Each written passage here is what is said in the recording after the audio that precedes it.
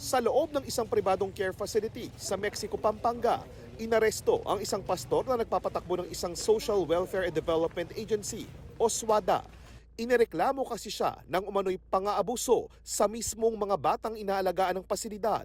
Sinasaktan daw sila nung kanilang mga house parent at nung pastor nung lugar. Nagpapunta kami ng mga social workers who conducted a focus group discussion with the children.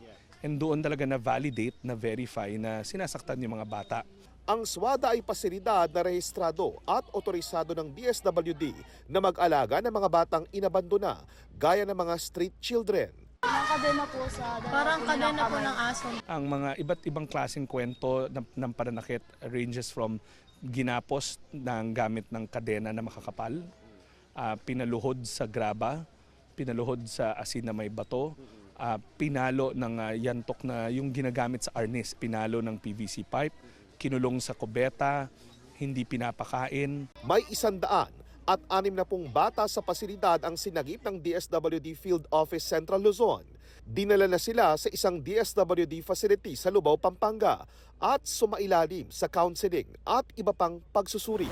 At matapos nga pong mailipat dito sa Lubao, Pampanga ang mahigit 160 na kabataang na-rescue sa isang facility sa may Mexico, Pampanga ay ipinoproseso po ng mga social worker mula sa DSWD at inaaral ang profile ng mga batang ito upang malaman kung saan silang center dapat ilipat upang ituloy ang pag-aalaga at pag-aaruga sa mga batang ito.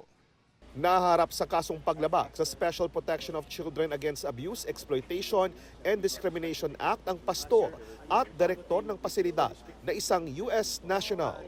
Wala naman katotohanan sa allegation, sir. Upon our arrest, we have to make a report sa BID, sa Bureau of Immigration, para po sa record check ng foreign national.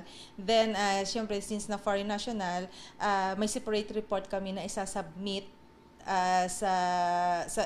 particularly sa Bureau of Immigration.